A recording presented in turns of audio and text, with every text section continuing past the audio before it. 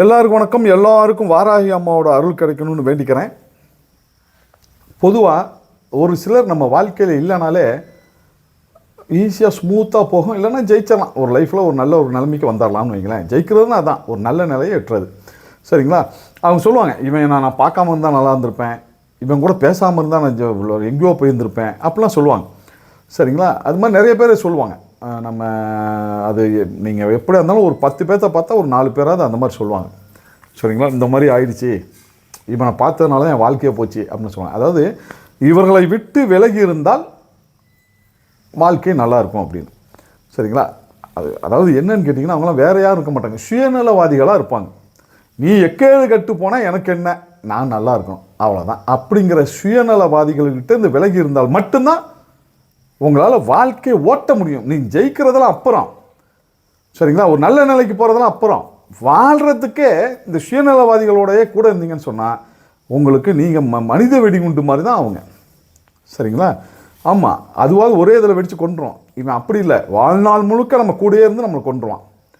சரியா? அவங்கள எப்படிப்பா கண்டுபிடிக்கிறது அப்படின்னா, ஒன்றும் இல்லை, அவங்ககிட்ட பணம் இருக்கும். சரிங்களா? வச்சுருப்பான், அது எல்லாத்துக்கும் தெரியும், இருந்தாலும் அவன் செலவு செய்ய மாட்டான்.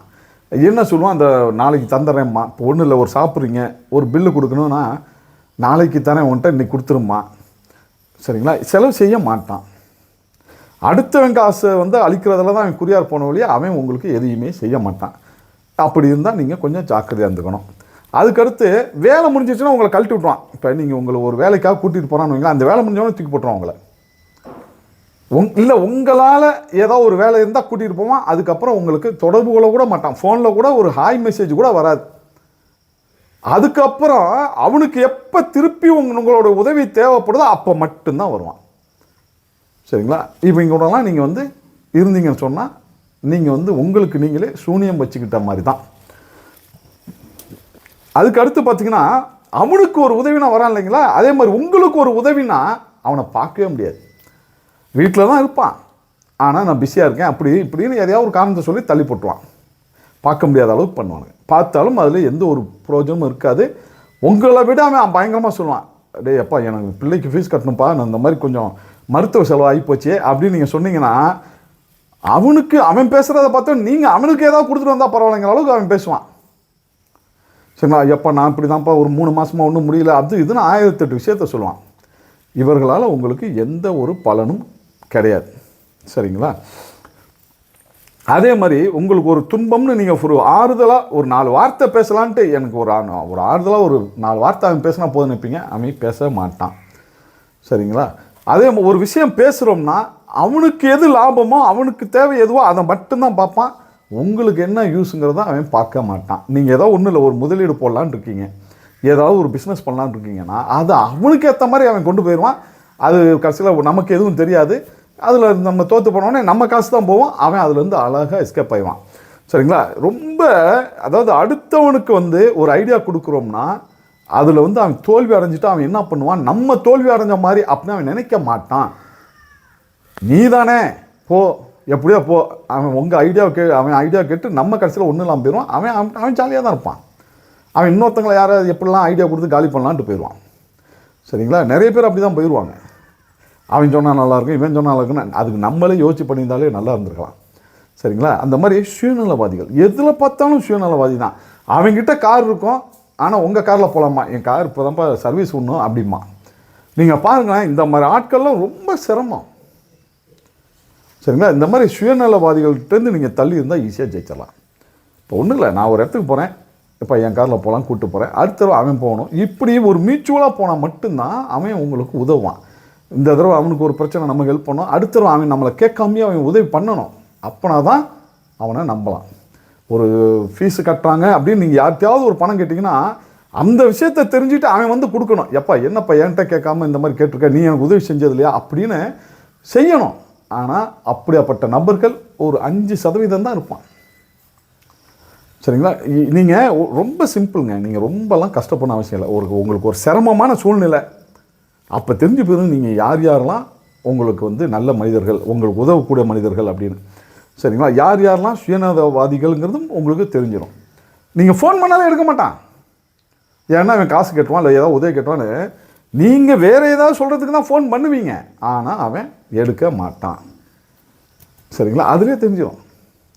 நீங்கள் ஒரு 4 பேர்த்திட்ட எனக்கு கொஞ்சம் சிரமமாக இருக்குன்னு சொன்னீங்கன்னா அது முடிஞ்சு போச்சு. அதுக்கப்புறம் நீங்கள் எந்த காலமும் உங்கள் ஃபோனை எடுக்க மாட்டாங்க. சரிங்களா? அதே அவங்ககிட்ட இந்த மாதிரி ஒரு 15 லட்சம் இருக்குது, 50 லட்சம் இருக்குது, ஏதாவது ஒரு தொழில் பண்ணலாம், இல்லை எதையாவது இன்வெஸ்ட் பண்ணலான்னு இருக்கேன்னு சொல்லுங்கள், தினம் 5 மணி நேரம் உங்கள் கூடயே சுற்றுவான். சரிங்களா? நான் ஆஸ்பத்திரியில் இருக்கேன்னு சொல்லும்போதே ஃபோனை கட் பண்ணிடுவான். ஹலோ அப்படின்ட்டு ஃபோனை கட் பண்ணிடுவான். அந்த ஆஸ்பத்திரின்னு சொல்லும்போதே கட் பண்ணிடுவான். இப்படியாப்பட்ட நபர்கள் தான் இன்றைக்கி அதிகம். இவங்க கூட சேர்ந்து நீங்கள் போனீங்கன்னு சொன்னால் உங்கள் வாழ்க்கை சின்ன பின்னமாக போயிடும். அவன் பொழைச்சிக்குவான், நீங்கள் மாட்டிக்குவீங்க. ஏன்னா இவனுங்கெல்லாம் வந்து வெளியவே தெரிய மாட்டேங்குது. நிறைய பேருக்கு தெரியாது. அண்ணனை விட, அண்ணன் தம்பியை விட அவன் பரவாயில்ல, பொண்டாட்டியை விட இந்த அம்மா சொல்கிற ஐடியா தான் கரெக்டாக இருக்கும் அப்படின்னு போயிட்டு கடைசியில் பார்த்திங்கன்னா அது தோற்று போச்சுன்னா அது வலி வந்து நமக்கு ரொம்ப அதிகமாக இருக்கும். சரிங்களா? ஏன்னா குடும்பத்தில் இருக்கவங்கள விட இவங்க முக்கியம்னு சொல்லிட்டு நம்ம அங்கே போயிட்டு அந்த மாதிரி பண்ணுறோம். அவங்களுக்கு அந்த விஷயம் தெரியுமே. அப்போ அது தோற்று போச்சுன்னா அந்த குடும்பத்தில் எவ்வளோ பெரிய இம்பேக்ட் ஆகும்னு பாருங்கள். சரிங்களா? அதனால் முதல்ல கண்டுபிடிங்க கொஞ்சமாவது, இவன் சுயநலவாதியாக என்ன, இவன் கேரக்டர்னா. இன்னொன்று தெரிஞ்சுக்கங்க, இப்போ நம்ம ஒரு 4 பேர் இருக்கோன்னு வைங்களேன், இன்னொரு நபரை பற்றி அவன் என்ன பேசுகிறானோ, அதாவது கெட்ட விஷயமா பேசுகிறானா, அதாவது 5 பேர் இருக்கோம், அதில் ஒருத்தன் போயிட்டான், 4 பேர் இருக்கோம், போன மனுஷனை பற்றி அவன் வந்து தவறாக பேசிக்கிட்டே இருக்கான் வைங்களேன், அவன் செஞ்சு தப்போ சரி, அது அப்புறம் அவனை பற்றி குறையாக சொல்கிறானா, நிச்சயமாக நான் சொல்லுவேன், நீங்கள் அந்த இடத்த விட்டு போனாலும் அவன் உங்களை பற்றிய குறைகள் தான் சொல்லுவான். நீங்கள் அவனை தான் குறை சொல்கிறான்னு சொல்லி நீங்கள் ரசிப்பீங்க, போனதுக்கப்புறம் உங்களை பற்றி தான் அங்கே பேசுவான். சரிங்களா? இப்படியாப்பட்ட நபர்களை நீங்கள் நம்பி பக்கத்தில் வச்சிங்கன்னா உங்கள் வாழ்க்கை சின்ன பின்னமாக தான் போகும். கடவுளால் கூட காப்பாற்ற முடியாத அளவுக்கு கொண்டு போய் விட்டுரும். ஏன்னா நம்ம அவன் மேலே வச்சுருக்கிற நம்பிக்கையை அவன் அந்த ஏன்னா அவன் மேலே ஒரு பெரிய நம்பிக்கை வச்சு தான் மேலே செய்கிறோம். அந்த நம்பிக்கையை வந்து அவன் சுத்தமாக காலி பண்ணிடுவான். அதை பற்றின ஃபீலிங்கே கொஞ்சம் கூட இருக்காது. அது அமைப்பு பிரச்சனை அப்படின்ட்டு போயிடுவான் கடைசியாக. சரிங்களா? அதனால் கொஞ்சம் கவனமாக இருங்க. ஏன்னா நிறைய பிரச்சனைகள் அந்த மாதிரி இருக்குது. ஒருவேளை ஐயா நான் நல்லா தான் பண்ணேன், ஒரு நல்ல நண்பர்களாக வச்சுருந்தேன், ஆனால் எனக்கு இப்போ வந்து எல்லாம் பிரச்சனை ஆயிடுச்சு, என்னால் எதுவும் செய்ய முடியல, இல்லை அவங்கக்கிட்ட இருந்து என்னால் எதுவுமே ஒன்றும் இல்லை, நிறைய பேர் எப்படின்னா பணம் கொடுத்து வச்சுட்டு பணம் வரல அப்படின்னு சொல்லி ஏகப்பட்ட பிரச்சனை இருக்குது. இந்த மாதிரி இருக்குது அப்படின்னா நீங்கள் ஒன்றும் இல்லை, ஆக்சுவலாக வாராகி அம்மா கும்பிட்டாலே அது வந்துடும். அப்படி இல்லைன்னா அவருக்கு அதுக்கு ஏற்ற மாதிரி பிரச்சனைகளை கொடுத்துரும் அம்மா. சரிங்களா?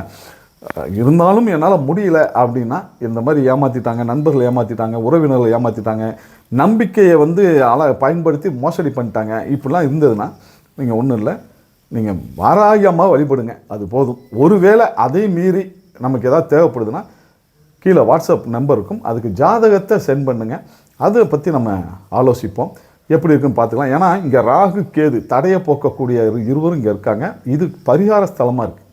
சரிங்களா? நம்ம நிச்சயமாக அதிலேருந்து விடுபட்டு ஒரு நல்ல நிலைக்கு போகலாம். அம்மா வந்து அதை பார்த்துக்குவாங்க. என்றைக்கும் எல்லோரும் நல்லா இருக்கணும்னு வாராகி அம்மா கிட்ட வேண்டிக்கிறேன். நன்றி, வணக்கம்.